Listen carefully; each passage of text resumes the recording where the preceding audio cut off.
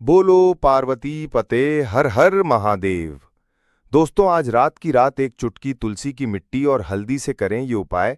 भगवान श्री हरि विष्णु और माता लक्ष्मी जी के आशीर्वाद से जीवन के हर कष्टों से तुरंत मिल जाएगी आपको मुक्ति।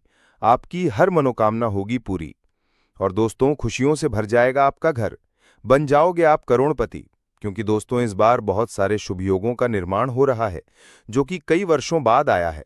इसीलिए दोस्तों, इस दिन का महत्व बहुत ही ज्यादा बड़ा होता है। और इस दिन आप लोगों को ये तुलसी की जड़ की मिट्टी वाला उपाय जरूर करना चाहिए, जो कि पंडित जी ने अपनी अभी की ही कथा में यहाँ पर बताया हुआ है। तो दोस्तों, इस उपाय को आपको कैसे करना है, कब करना है, कहाँ पर करना है और उपाय को करते समय आपको किन किन बातों का ध्यान रखना है, ये सारी जानकारी हम आपको इस वीडियो में देंगे। तो चलिए दोस्तों, वीडियो में आगे बढ़ते हैं। देखिए, ये दिन इतना खास होता है, इतना महत्वपूर्ण होता है।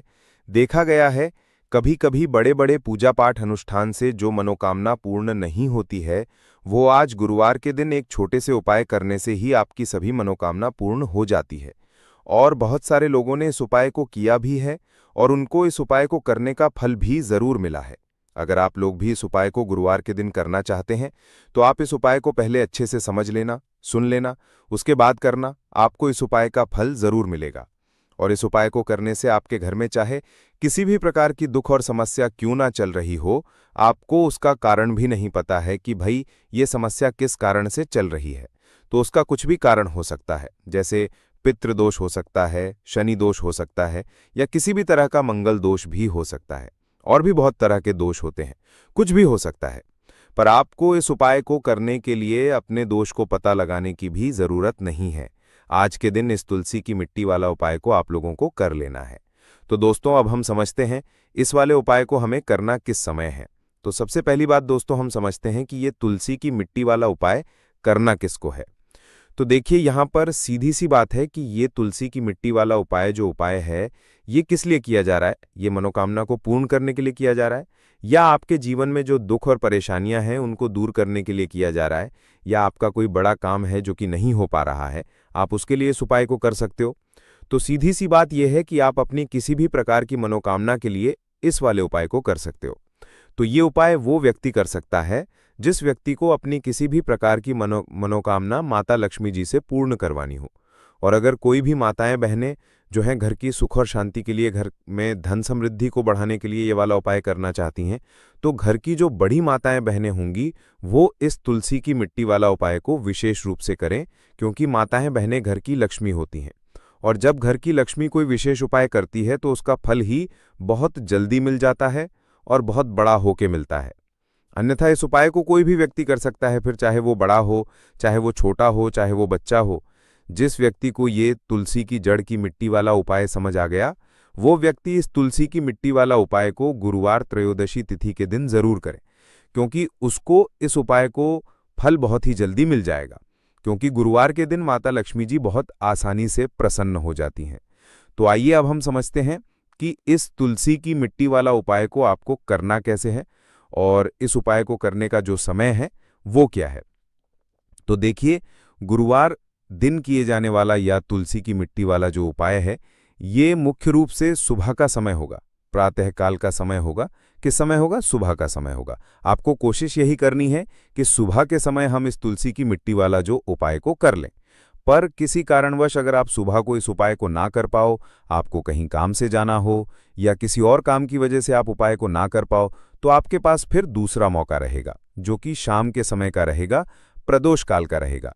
अब भाई, प्रदोष काल का समय भी एक बहुत ही लोगों के मन में प्रश्न बन जाता है कि भाई ये समय होता कब है, कितने बजे से लेकर कितने बजे ये समय होता है, ताकि हमें उपाय के लिए जो है करने का समय पता लग जाए। तो हम आपको बता दें, प्रदोष काल का जो एक समय होता है शाम का, वो होता है शाम के 6 बजे से लेकर शाम के 7 बजे के बीच का। इस समय के बीच में आप उपाय को करेंगे तो आपको इस उपाय का जरूर फल मिलेगा। तो शाम के 6 बजे से लेकर शाम के 7 बजे के बीच में आप लोग इस तुलसी की मिट्टी वाला जो उपाय को कर सकते हो। तो भाई, बहुत सारे लोग यहाँ पर ये प्रश्न भी जरूर करेंगे कि भाई हम तो नौकरी पर जाते हैं, हम अपनी ड्यूटी पर जाते हैं और आने में हमें देरी हो जाती है, तो उस जगह पर हमें क्या करना चाहिए।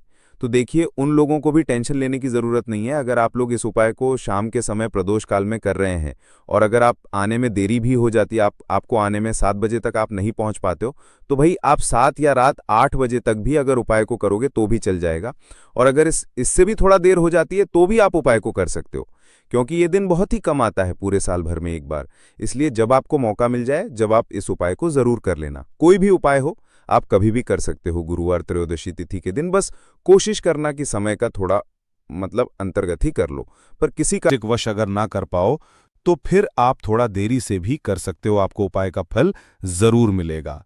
आपको सिर्फ और सिर्फ ये तुलसी की मिट्टी वाला उपाय करना। इससे आपके जीवन में अगर धन वैभव की समस्या चल रही है, अगर आप रुपए पैसों के लिए बहुत ज़्यादा परेशान रहते हैं, आर्थिक तंगी चल रही है, कई बार आप प्रयास बहुत करते हैं, मेहनत बहुत करते हैं, लेकिन आपको धन प्राप्त नहीं हो पाता है, आप मेहनत करने के बावजूद भी सफल नहीं हो पाते हैं, आप अपने व्यापार में असफल हो जाते हैं, नौकरी करने के प्रयास में असफल हो जाते हैं, किसी भी कार्य में अगर आप असफल हो रहे हो या फिर आपको धन की हानि हो रही हो, तो गुरुजी ने कहा कि आपको ये छोटा सा उपाय इस गुरुवार त्रयोदशी तिथि में जरूर करना चाहिए।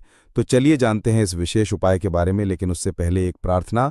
अगर आप श्री शिवाय टीवी चैनल पर नए हैं तो कृपया चैनल को सब्सक्राइब अवश्य कर लें और वीडियो को लाइक करके कमेंट बॉक्स में जय श्री हरि विष्णु जी, जय माता लक्ष्मी जरूर लिख दें, जिससे कि भगवान श्री हरि विष्णु जी और माता लक्ष्मी जी की कृपा सदैव आप और आपके परिवार पर बनी रहे और आपको कभी भी धन से संबंधित किसी प्रकार की कोई कमी ना हो।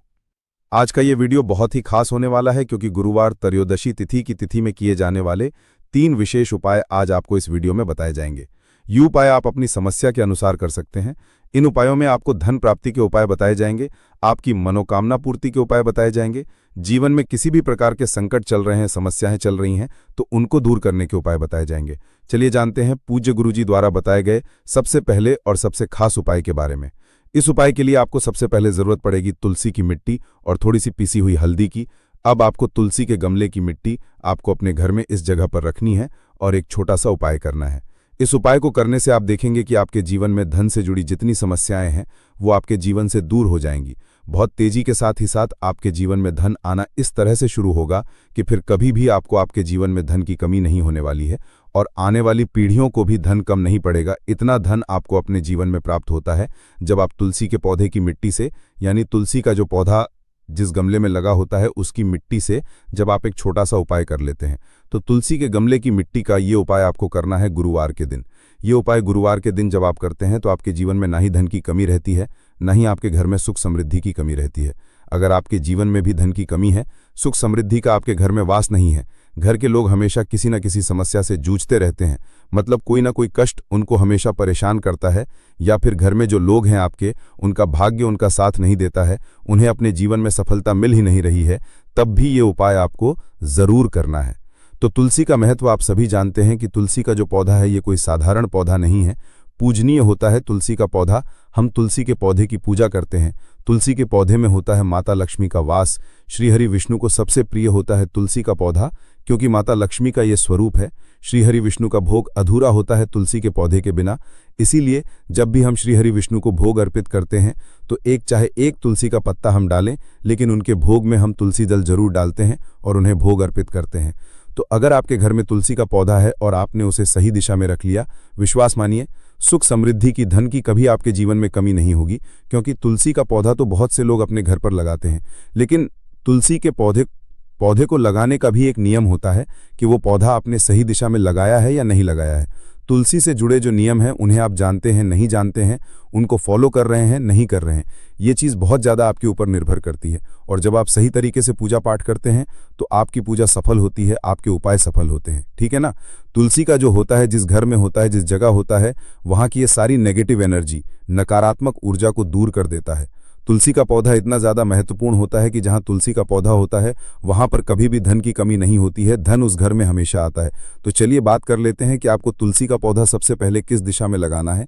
उपाय बताएं उससे पहले हम ये ज़रूरी चीज़ आपको बता देते हैं, जिससे कि अगर आपके घर में तुलसी का पौधा है तो आप हमेशा इस चीज़ का ध्यान रखें कि कौन कौन सी चीज़ें हैं, कौन कौन से नियम हैं जो तुलसी के पौधे से जुड़े हुए हैं। देखिए, सबसे पहले अगर आप तुलसी का पौधा लाते हैं तो आपको अपने घर की उत्तर दिशा में इस पौधे को लगाना है, क्योंकि उत्तर दिशा होती है देवी देवताओं की दिशा, और उत्तर दिशा जो होती है ये धन की देवी माता लक्ष्मी की भी दिशा होती है, ये कुबेर भगवान की भी दिशा होती है। इसलिए आपको उत्तर दिशा में ये पौधा लगाना है। ठीक है ना? पहली चीज। अब बहुत सारे लोग क्या करते हैं कि तुलसी के पौधे को सीधे सीधे जमीन के अंदर लगा देते हैं। अगर उनके घर में मिट्टी है, ऐसा आपको बिल्कुल नहीं करना है। आपको हमेशा तुलसी के पौधे को गमले के अंदर ही लगाना है। चाहे आप मिट्टी के गमले में लगा रहे हैं या किसी और गमले में लगा रहे हैं, मिट्टी का जो गमला होता है वो सबसे उत्तम माना जाता है तुलसी जी के पौधे के लिए। तो आप जानते हैं कि जब हम तुलसी का पौधा अपने घर में लाते हैं तो हम प्रतिदिन उस पौधे को जल देते हैं। तो आपको प्रतिदिन तुलसी के पौधे को जल देना है, लेकिन आपको रविवार के दिन, एकादशी के दिन, ठीक है ना, इन तिथियों पर आपको कभी भी तुलसी के पौधे को जल नहीं देना है और तुलसी के पत्तों को तोड़ना नहीं है, छूना नहीं है। इन चीजों का आप ध्यान रखें। अब बात करेंगे उपाय की कि कौन सा उपाय है तुलसी के गमले की मिट्टी से जो आपको करना है। सबसे पहले आपको बता दें कि तुलसी का पौधा जिस गमले में आपने लगाया है और उस गमले के अंदर जो मिट्टी है, उस मिट्टी में तुलसी का पौधा रखते ही, ठीक है ना, तुलसी का पौधा जब आप रखते हैं, है ना, तो उस मिट्टी के अंदर समस्त तीर्थों का वास होता है। मतलब जितना पुण्य आपको बहुत सारे तीर्थ स्थानों पर जाकर स्नान आदि करने के बाद प्राप्त होता है, उतना आपको पुण्य तुलसी के गमले की मिट्टी से ही प्राप्त हो जाता है। और उसके बाद आपके जीवन में कोई दुख नहीं रहता है, कोई कष्ट नहीं रहता है। कौन सा उपाय है वो आपको बताएंगे, लेकिन उससे पहले आपको बता दें कि जब आप ये उपाय करेंगे तब आपको सबसे पहले नहा धोकर स्वच्छ वस्त्र धारण कर लेने हैं, ठीक है ना। सबसे पहला काम, अब ये उपाय करना किस दिन है? गुरुवार के दिन करना है। चाहो तो गुरुवार के दिन भी कर सकते हो, शुक्रवार के दिन भी कर सकते हो, ठीक है ना। तो इन तीनों दिनों में से कोई भी दिन आप कर लें।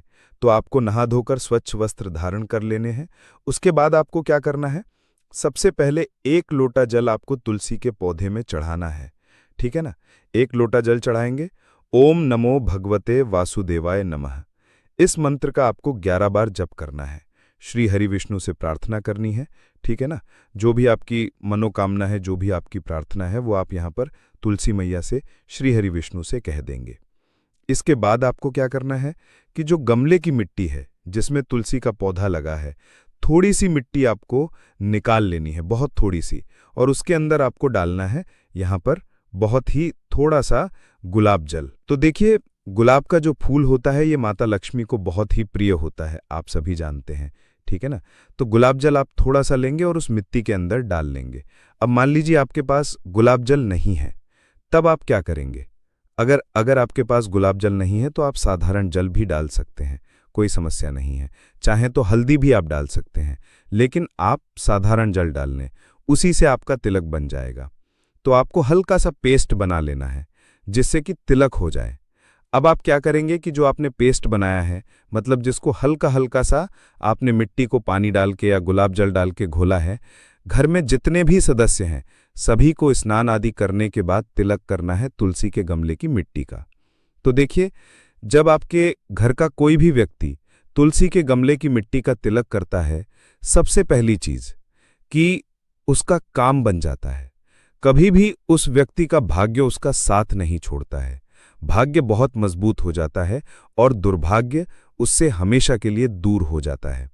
बहुत बार ऐसा होता है कि जब हमारा भाग्य हमारा साथ नहीं देता है तो फिर हम चाहे कुछ भी कर लें, काम हमारा बनता नहीं है। धन हानि हमेशा जीवन में होती रहती है, कोई ना कोई समस्या खड़ी होती रहती है, घर के लोग बीमार पड़े रहते हैं, दवाइयों का कोई असर नहीं होता है। अगर आपके जीवन में दुर्भाग्य ने आपका पीछा पकड़ रखा है तो जब आप तुलसी के गमले की मिट्टी का तिलक कर लेते हैं, दुर्भाग्य आपसे कोसों दूर हो जाता है और कभी भी आपके जीवन में लौटकर नहीं आता है। बहुत ही अचूक उपाय है ये। तुलसी के गमले की मिट्टी का इतना पुण्य आपको प्राप्त होता है कि आप कितने भी तीर्थ स्थानों पर चले जाइए, कितने भी पूजा पाठ कर लीजिए, उतना पुण्य जब आपको प्राप्त होता है ना, उससे ज्यादा पुण्य आपको सिर्फ तुलसी के गमले की मिट्टी का तिलक करने मात्र से मिल जाता है। तो इतना ज्यादा महत्व होता है तुलसी के गमले की मिट्टी का। तो अगर ये उपाय आप करते हैं, विश्वास मानिए आप अपने जीवन की बहुत सारी समस्याओं को दूर कर देते हैं। और तुलसी का जो पौधा होता है हर घर में होता ही है। जितने भी सनातनी हैं, जितने भी हम हिंदू लोग हैं, सभी के घर में तुलसी का पौधा होता ही होता है। अगर मान लीजिए आपके घर में तुलसी का पौधा नहीं है तो आप एक तुलसी का पौधा अपने घर में ज़रूर लगाइए उत्तर दिशा में लगाइए और रोज तुलसी के पौधे को आप जल दें, रविवार एकादशी का दिन छोड़ करके। और शाम के समय में, ठीक है ना, प्रतिदिन आपको देसी घी का एक दीपक तुलसी के पौधे के पास जरूर जलाना चाहिए। और गुरुवार के दिन अगर चुटकी भर हल्दी डाल के दीपक जो आप जलाते हैं ना देसी घी का, उसमें चुटकी भर हल्दी डाल के अगर आप दीप प्रज्वलित करते हैं तो धन से जुड़ी समस्याएं बहुत तेजी के साथ आपके जीवन से दूर होती चली जाती हैं। साथ ही साथ आप क्या करें कि गुरुवार के दिन चुटकी भर हल्दी आपको लेनी है। चाहें तो आप उसको जल में मिला लें और चाहें तो आप उसको सीधा सीधा तुलसी की जड़ में डाल दें और फिर आप जल समर्पित कर दें। इस उपाय को करने से माँ तुलसी आपसे बहुत प्रसन्न होती हैं और आपके जीवन की जितनी भी धन से जुड़ी समस्याएं हैं उन्हें वो दूर कर देती हैं। क्योंकि आपकी जो भी विश होती है, जो मनोकामना होती है, उसे माँ तुलसी श्री हरि विष्णु से कह देती हैं और श्री हरि विष्णु माता तुलसी की कोई बात कभी नहीं टालते हैं। तो अगर ये उपाय अभी तक नहीं किया है तो जरूर करिएगा। आपका भाग्य जो है वो रातों रात चमक जाता है। इस उपाय को जब आप पूर्ण निष्ठा के साथ, पूरी सच्ची श्रद्धा के साथ श्री हरि विष्णु माता तुलसी पर विश्वास करके आप कर लेते हैं तो कितनी बार करना है, ये उपाय आपको करना है 5 से 7 बार। उससे पहले ही आप देखेंगे कि आपके जीवन में जो धन को लेकर आप परेशान हैं या कोई और आपकी विश है, कोई मनोकामना है, आपकी मनोकामना पूरी हो जाएगी। सुख समृद्धि का आपके घर में वास होगा, धन की वृद्धि होगी और कभी भी आपको अपने जीवन में फिर धन को लेकर परेशान नहीं होना पड़ेगा। तो आज हम बात करेंगे कि मंदिर में रखा हुआ लौटा जल क्यों इतना महत्वपूर्ण है और उसे किस सही तरीके से उपयोग में लाना चाहिए। साथ ही हम ये भी जानेंगे कि मंदिर में लौटा किस धातु का होना चाहिए, क्या पीतल, तांबा या कुछ और। कई लोग इस बारे में अनजाने में गलतियां कर देते हैं और बाद में उन्हें पछताना पड़ता है। इस वीडियो में हम आपको बताएंगे कि इन गलतियों से कैसे बचें, क्योंकि इससे नुकसान हो सकता है। मंदिर में एक लौटा जल हमेशा सही तरीके से रखना चाहिए। अब बात करते हैं घर के दीपक की। क्या आपको तांबे, लोहे, पीतल, कांसे, स्टील या मिट्टी का दीपक रखना चाहिए? सही दीपक का चुनाव ना करने पर भी घर में परेशानियां आ सकती हैं और दीपक की बाती का चुनाव भी जरूरी है। क्या कच्चा कलावा ठीक है या फिर रुई या सूती धागा सही रहेगा? इन छोटी छोटी बातों की अनदेखी से पितृदोष, शनि दोष, कालसर्प दोष या गरीबी जैसी समस्याएं हो सकती हैं। दोस्तों, यदि आप इस वीडियो को बीच में छोड़ने का सोच रहे हैं तो आप अभी छोड़ सकते हैं, लेकिन कृपया ध्यान रखें, अगर आप लक्ष्मी माता का अपमान करते हैं तो ये आपके लिए शुभ नहीं रहेगा। अब बहुत से लोग ये सवाल पूछते हैं कि मुख्य द्वार पर जल छिड़कने का सही समय और तरीका क्या है? क्या इसे स्नान के बाद करना चाहिए या बिना स्नान के भी किया जा सकता है? और क्या झाड़ू लगाने से पहले जल छिड़कना चाहिए या बाद में? एक और सवाल जो अक्सर पूछा जाता है वो है, क्या पीरियड्स के दौरान मुख्य द्वार पर जल छिड़क सकते हैं या दीपदान कर सकते हैं? और जब मुख्य द्वार पर जल चढ़ाएं तो इसे अंदर की तरफ से चढ़ाएं या बाहर की तरफ से? फ्लैट या किराए के घर में रहने वाले लोग भी पूछते हैं कि मुख्य द्वार पर दीपदान और जल छिड़कने का सही तरीका क्या है। आज का वीडियो इन्हीं सवालों के जवाब पर आधारित है। सबसे पहले हम ये जानेंगे कि घर के बाहर और अंदर दीपक जलाने के क्या फायदे हैं।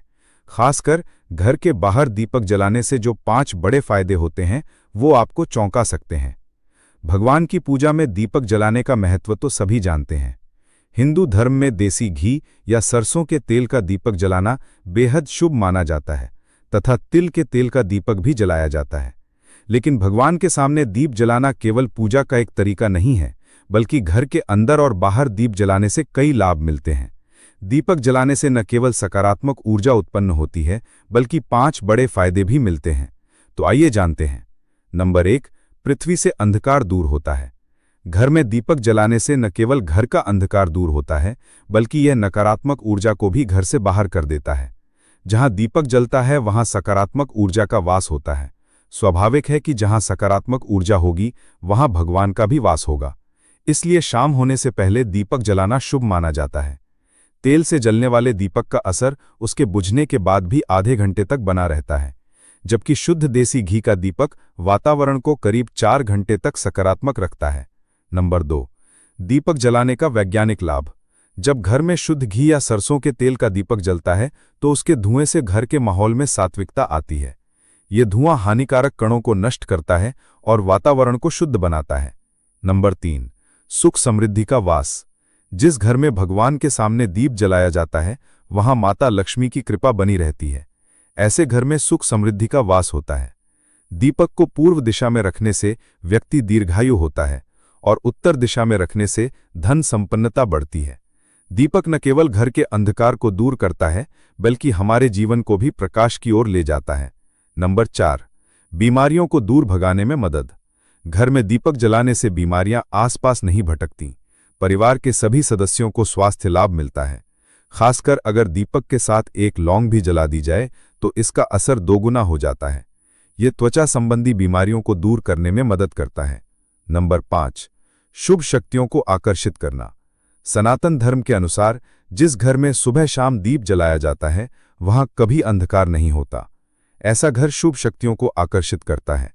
जलता हुआ दीपक शुभ शक्तियों को चुंबक की तरह खींचता है, जो घर के लिए अत्यंत लाभकारी होता है। तो दोस्तों, अब जानते हैं कि मुख्य द्वार पर जल छिड़कने का सही समय और विधि क्या है।